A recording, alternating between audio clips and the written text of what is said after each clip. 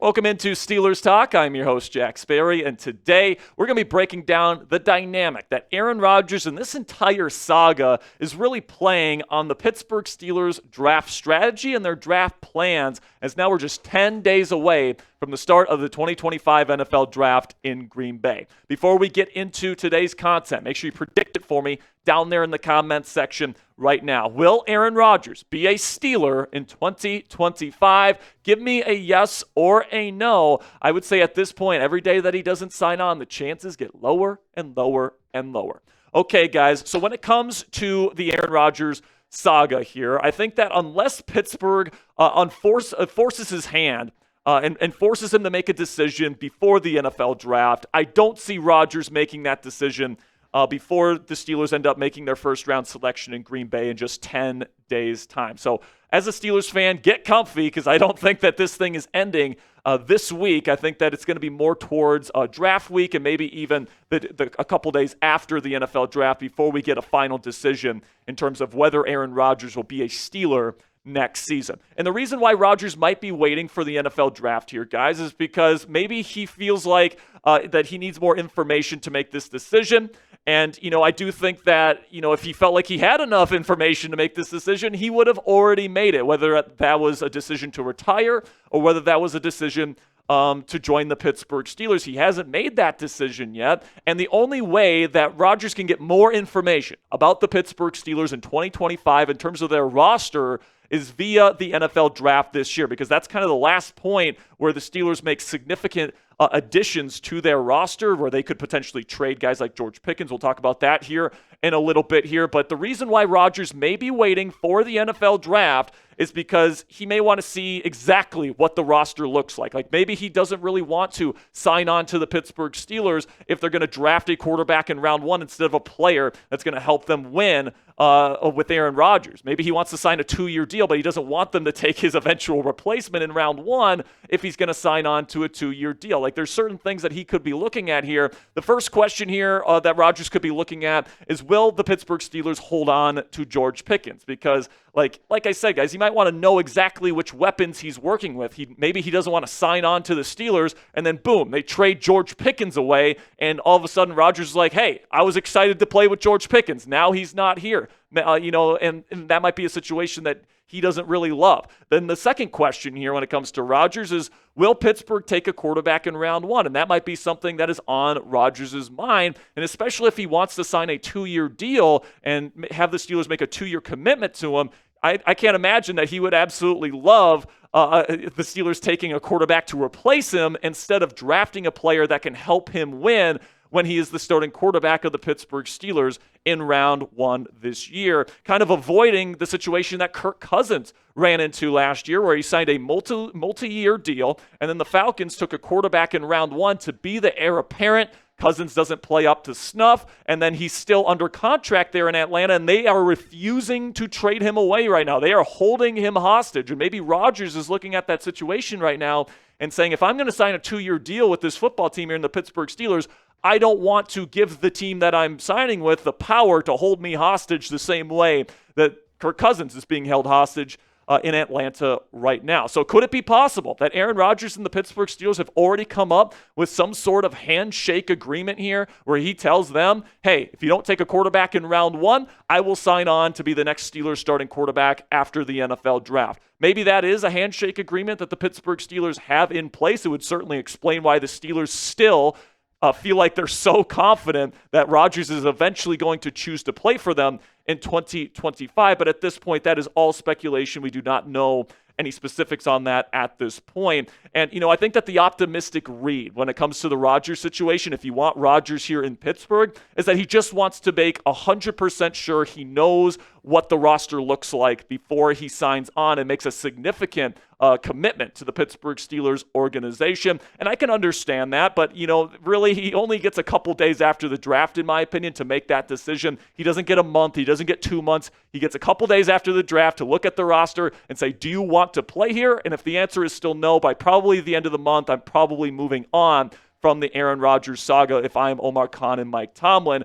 but he may just not want to play for Pittsburgh. That's a very real possibility at this point. It's been reported by Albert Breer that he actually reached out to the Minnesota Vikings saying, I want to play for you guys during free agency. And of course, they decided not to go the Rodgers route, but maybe Rodgers is waiting on a potential setback in J.J. McCarthy's rehab. Maybe he's hoping McCarthy has a poor spring and the Vikings eventually decide to bring him in instead. Maybe he's hoping the Brock Purdy situation in San Francisco kind of turns sour and the San Francisco 49ers decide to trade away Brock Purdy. Who knows why Aaron Rodgers would not be signing on with the Pittsburgh Steelers at this point? But if I'm being honest with you guys, I could see it going either way. I can certainly understand with this being probably the final time Rodgers chooses a team that he would want to make absolutely sure he knows the roster that he's playing with.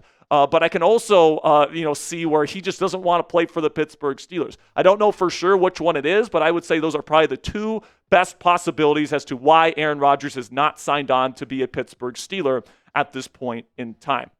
So coming up here on Steelers Talk, I'm going to tell you guys how the Rodgers decision and how the Rodgers saga impacts the Pittsburgh Steelers draft strategy, specifically when it comes to the quarterback position. But before we get into that, let's have a word from our sponsor today, Mando Whole Body Deodorant. And spring is finally here, which means warmer weather, which means sweat. And to stay fresh during the warmer months this year, I trust Mando Whole Body Deodorant to keep me fresh whenever I'm taking the dog out for a walk or taking Cassie to a baseball game, which we love to do. Mando is safe to use anywhere on your body and is clinically proven to block odor all day and control odor for up to 72 hours. Also, Mando's elite line of products are baking soda free, paraben free, and you can choose from a variety of fresh scents like bourbon leather, Clover Woods, Mount Fuji, or Pro Sport. You can find all of their products in major retailers such as Walmart and Target, but for the best deals, go to shopmando.com. And let me tell you guys, my favorite product from the Mando line is their body wash, which you guys can get with their brand new starter pack that you guys can get for $5 off when you use our code CHAT. Mando's starter pack is perfect for new customers because it comes with a solid stick of deodorant, cream tube deodorant, 2 free products of your choice like that mini body wash I mentioned, or their deodorant wipes are also very highly recommended. Plus, you guys get free shipping. As a special offer for our listeners, new customers get $5 off a starter pack with our exclusive code, which is promo code CHAT. That equates over to 40% off your starter pack when you use that code CHAT at shopmando.com. That's shopmando.com. Please support our show and tell them that we sent you. Smell fresher, stay drier, and boost your confidence from head to toe with Mando Whole Body Deodorant today. So the way that the Aaron Rodgers saga impacts the NFL draft for the Steelers is that unless he has some sort of handshake agreement with the team like we discussed to sign on if they don't take a quarterback round 1 or whatever the agreement is, if Rodgers hasn't agreed to sign by the draft and the Steelers don't know what he's going to do by the first day of the NFL draft, you have to go quarterback early. Because Mason Rudolph, for as much as I appreciate Rudy, I don't think he's a short-term answer that can help you win a Super Bowl now, and I don't think he's a long-term answer where he's going to be your future franchise quarterback, all right? So if you don't have Rodgers, you do have to take a quarterback early, and if you do have Rodgers, absolutely, take a quarterback later in the draft. Wait for round 3, wait for round 4, wait for round 5 to take a guy like Jalen Milroe if he falls to you in round 3. Tyler Shough, who's currently expected to be on the consensus board, he's expected to be around where the Steelers pick in the 3rd round. Will Howard out of Ohio State, Quinn Ewers and Kyle McCord, all expected to go either late day 2 or early day 3. Those could all be options for the Pittsburgh Steelers if they have Aaron Rodgers in the fold. But if you don't have Rodgers, you can't risk having him eventually sign on to the team if you don't have some sort of assurance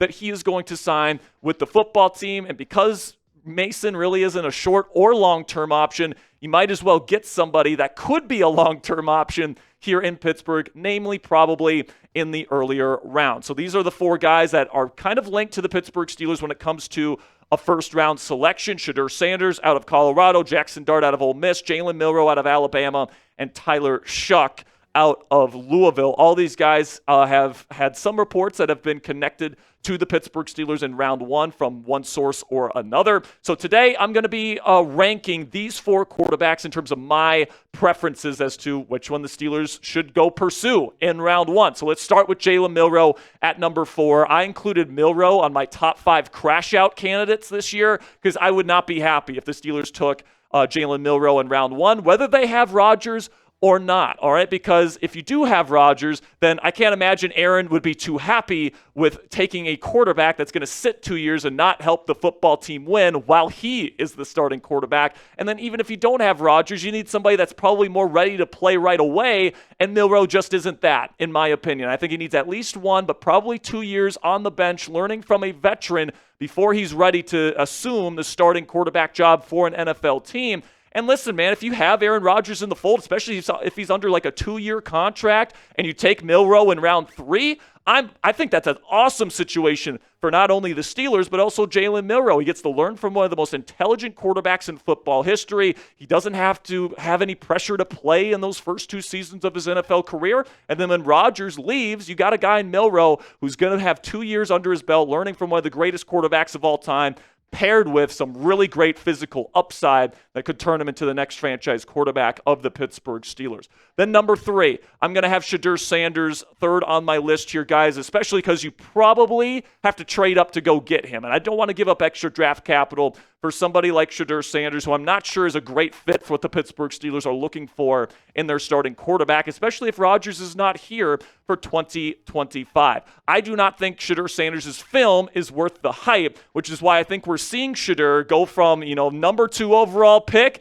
going down to where he's almost expected to be down where the Steelers are picking at number 21. That fall is for a reason, guys, and that reason is people have turned on the film and they realize this guy isn't really all that great. You take a look here at my positives for him. I think he's got some really clean and quick throwing mechanics, okay? That's something that I really like in his game. You can tell he's well coached. He's also generally very accurate, especially to the short and intermediate levels of the field. He understands ball placement. He understands which shoulder to throw to against certain coverages, which is important. Also, he's very tough in the pocket. He'll stand in there, and he will take a shot, and he will take a beating no matter how bad his pass protection is. And because of that, the O-line play was so bad at Colorado, he's used to pressure. So early on in the NFL, he's going to be used to being under pressure a lot. That's not going to be a new experience for him. He's also an underrated playmaker outside of structure. He's underrated in terms of a thrower on the run. And then he's also got some pretty darn good downfield vision when he's outside of the pocket, and he is a scrambler.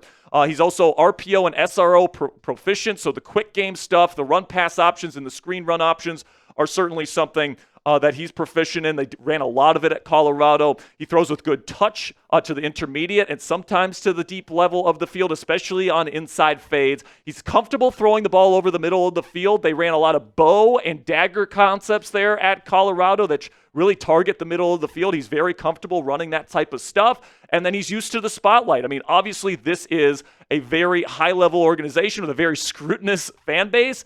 The Yinzers would not faze Shedeur Sanders, who has been in the spotlight his entire life. But the negatives, and there's quite a few negatives here, guys. I think that the offense there at Colorado was very college-esque. I don't know if he's ready to operate a pro-style offense day one. Then also below average NFL arm strength, which is going to kind of lower the margin for error. He's going to have to be an excellent mental processor, excellent anticipator, and excellent in terms of his accuracy to all 3 levels to survive as an NFL starter. I think his accuracy fades down the field, so he's not really a threat to throw the ball down the field. That's exactly what the Steelers want to do with DK Metcalf and George Pickens. Lack of anticipation paired with the below average arm strength could lead to interceptions. That's something that you really want to see more of on his film that just isn't there at Colorado. And because of that lack of anticipation, he's consistently late on film. He's got inconsistent pocket footwork. He likes to drift in the pocket. He'll drift into pressure and create sacks for himself. So even though the O-line play there at Colorado was bad, he created a lot of sacks for himself. He also holds the ball for too long, plays hero ball, doesn't get rid of the football when he needs to. Underwhelming athleticism, like defensive linemen can catch him from behind. He's not going to wow you with his rushing ability. And then a lack of overall star level upside. So when I take a look at a guy like Shedeur Sanders, guys, I think that, he's got a really bad combination. Like, he doesn't have enough mental processing, anticipation, and all that different stuff to be considered pro-ready, but he also doesn't have, the crazy arm talent. He doesn't have the dynamic playmaking ability. He doesn't have the dynamic rushing ability to be considered, a high upside type of player either. So he's somebody that's got limited upside, and he's not ready to play right away, and that's a bad combination if you are considered to be a round 1 quarterback prospect. And I think if his name was Shedeur Smith instead of Shedeur Sanders, and he wasn't the son of Dion, and if he wasn't on every commercial every college football Saturday the last 3 years, he'd be a mid-round quarterback, all right? And it's not to say that he has no positive qualities, but I think that, he's got a bad combination of traits here where I just don't love the fit with the Pittsburgh Steelers in particular, because especially if you don't have Rodgers, you're going to be expecting Shedeur to probably play in his first year, and he has no experience playing under center. I don't think he has a great deep ball to target DK Metcalf and George Pickens with, and, I think that, if you're going to be asking him to play right away, I just don't know if he's exactly what the Steelers are looking for. And what makes it even worse is that the Pittsburgh Steelers would likely need to trade up for him. They'd have to give up extra draft capital to get somebody that's not really ready to play. He doesn't have star-level upside. And he's not really a great fit for what the Steelers want to do offensively from a scheme perspective. So I'm sorry, man. I just don't see it with Shedeur Sanders. I know he's got the aura and all this different stuff, but I think there's better options out there for the Pittsburgh Steelers. Number 2 on my list is Jaxson Dart out of Ole Miss, and I'm not going to sit up here and say Jaxson Dart's an awesome prospect. I really don't think he is. I think that he's got some good things on his tape, and he shows some upside here. He's certainly not a perfect prospect, but I would prefer him over Shedeur Sanders because I do think that he's got some qualities that the Steelers would be looking for that Shedeur maybe struggles with on his profile. You take a look at Dart, very accurate, just like Shedeur in the short and intermediate levels, just like Shedeur, very good with the RPOs and the SROs, but he's a lot better throwing the ball down the field, in my opinion, on those deep types of passes. He's got really great touch and accuracy to the second level. That's the intermediate level of the field. Some really high-end throws there. Also, he's got a lot of pocket toughness as well. He possesses that trait just like Shedeur Sanders does. He'll take a hit, and he will still deliver some high-level throws down the field while getting hit. He's also a sneaky good rusher. He kind of reminds me of Sam Howell, where people don't think of him as a good rusher, but he actually really is, and that's kind of the same vibe I get from Jaxson Dart. He's got some anticipation flashes on his film. He's got some mental processing flashes as well. And then people in the Ole Miss building absolutely love him. People like defensive players at Ole Miss are talking about this kid's leadership, which is actually pretty rare. But then the negatives with Jaxson Dart is that very college-y offense, just like the Colorado offense, where there's lots of screens, there's lots of RPOs, there's lots of manufactured open receivers on his first read, which kind of muddies his NFL projection. Also, there's a lot of predetermined throws on his film where he's throwing it up there based on his pre-snap read, even if there's a rotating safety or whatever, and that leads to some really ugly throws and decisions on film. The pocket presence is not great whatsoever either. Doesn't feel pressure at a high level, which is going to limit his upside. He's got a limited NFL arm. I'd say it's B to B plus for an NFL starter. Can't make every throw in the book. And because of that, I think he does lack elite level upside. And he played his worst football, guys, in the fourth quarter in close football games. So that's not exactly what you want to see either. But I do think based on just pure play style, I think Dart is a better fit for what Pittsburgh wants to run offensively than Shedeur Sanders. I think that he shows some good mental processing chops, at least in moments on his Ole Miss film.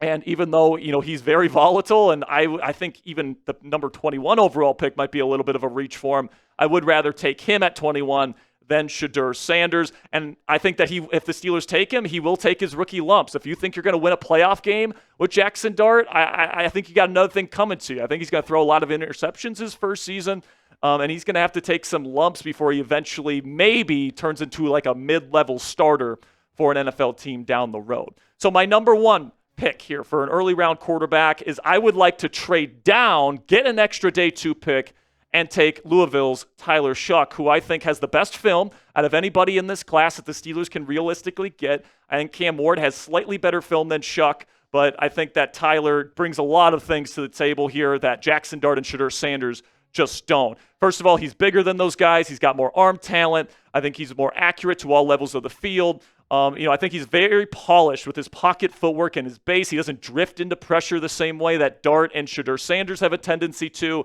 Very quick and clean throwing mechanics. Ball gets out extremely quickly, which leads to the good accuracy and touch to all 3 levels of the field. I think he has the best deep ball out of anybody in this class, which is going to be important to the Pittsburgh Steelers with their two deep threat weapons. He avoids sacks. His pressure to sack ratio is less than 10%, which is excellent. His mental processing speed, he gets the ball out fast and at the back of his drop consistently.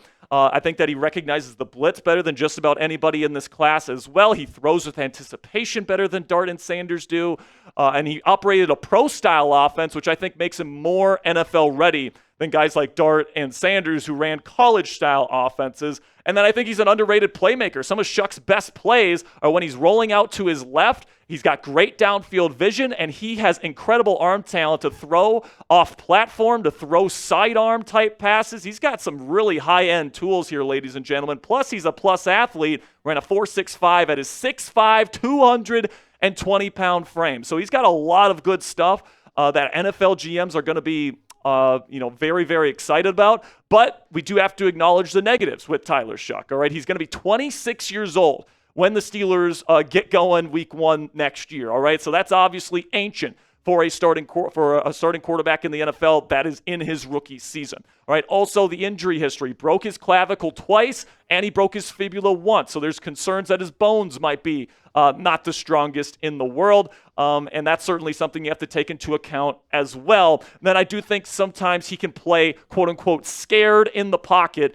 Just like Shedeur Sanders, the Louisville offensive line was terrible last year, guys. So you could tell that when he snapped the ball, he kind of expected pressure to be in his face. So he would throw on his back foot, which would affect his accuracy at times. He would make some really boneheaded decisions with the football as well when pressure got in his face. But he also shows some good moments when he's under pressure as well, so keep that in mind. So the reasons why I prefer Shough over the rest of the crew here is because, number one, I think he's the most pro-ready quarterback between himself, Jaxson Dart, and Shedeur Sanders. I think he's probably the most ready to start an NFL game right now. Number two, I think he has the best physical profile between Dart, Sanders, and himself. He's bigger. He's got a stronger arm. I think that he's faster than those guys, and I think that his overall arm talent is better than those two guys as well. Number three, I think he's the best fit for what the Pittsburgh Steelers want to do on offense. We'll talk about that here in a second. And number four, Pittsburgh can trade down to like the end of round 1, get an extra day 2 pick, and still get him to be their next franchise-level quarterback here in Pittsburgh. And I do think that when it comes to what the Steelers want to do offensively, not take sacks, not throw interceptions, throw the ball down the field from somebody that's comfortable playing under center. Tyler Shough has done all those things at a high level in college already, all right? So I think if you bring in a guy like Tyler Shough, he fits what the Steelers want to do from day one, and I think that he would have the most success with the Pittsburgh Steelers if he was asked to start in 2025. So the fact that you can still trade down and get him, I think is even an added bonus, all right? You can get that extra day 2 pick to use on a defensive tackle, to use on a running back, whatever you want to use it on. Getting that extra day 2 pick is certainly going to help Tyler Shough out as he begins his Steelers journey. That is, if they do that. And you might be saying at home, but Jack, why not just wait for round 3 to take Tyler Shough? The consensus board has him at number 79 right now. So isn't there a chance he could fall to the Steelers in the 3rd round? First of all, I don't think he makes it to pick number 83. There's a lot of quarterback-needy teams out there. The Browns, the Giants, the Saints, they all pick twice. Round 2 and round 3 before the Steelers pick again in round 3. So the fact that Shough gets there, or the idea that he gets there at number 83, I just don't think it's going to happen. Second of all, if Shough's your guy, if you think that he's your best fit and your best chance to have long-term success at the quarterback position, then go get him, all right? Go get your guy, trade down, because you could probably get him at the end of round 1, get an extra day 2 pick, and then take the guy that you think has the best chance to have success with your football team heading into 2025. But if you have Rodgers, I actually like the strategy of waiting around. And if Shough's there in round 3, which I think would be an ultimate steal, you pair him up with Aaron Rodgers, have Rodgers for a year, Shough learns from him for 1 season, then he's ready to go in 2026. I think that would be a good strategy as well. But again, if you don't have Rodgers, you can't really take any chances.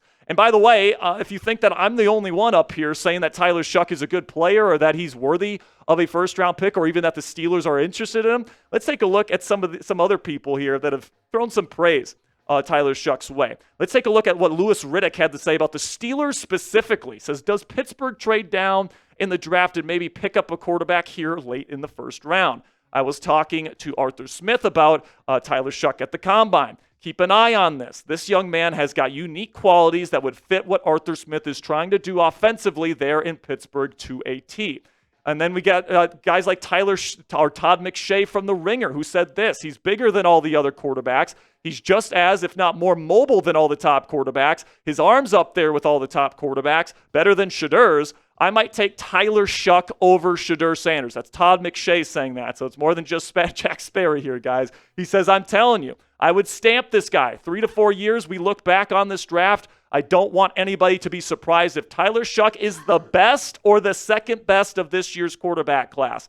If you're going to grade him strictly, and this is actually Dane Brugler, not Todd McShay from The Athletic, says if you're going to grade him strictly on the 2024 tape, then Shough goes in the first round. He could still end up being in the bottom half of round 1 or 33 to the Browns. That wouldn't be too surprising. And then these talent evaluators seem to be matching up with what the NFL seems to be thinking, because Diana Rossini, also with The Athletic, said this last week. Recently, I spoke with a current NFL head coach who believes Tyler Shough will be the best quarterback in this class. Shough was with the Saints today. So obviously, I'm a big Tyler Shough guy in general. I think that he would be the best fit for the Pittsburgh Steelers. But let me know what you guys think down there in the comments section. Take your quarterback in round 1 if all of them are available. Type SS for Shedeur Sanders. Type JD for Jaxson Dart. Type TS, not SS, for Tyler Shough. And then JM for Jalen Milroe. Thank you guys so much for making it to the end of today's video. I know it was a little bit of a longer one. We went really in depth with the quarterback position for your Pittsburgh Steelers. And if you want more in-depth, nerdy videos like this one, make sure you click that subscribe button right now, because we got extensive Steelers draft coverage all throughout the NFL draft season.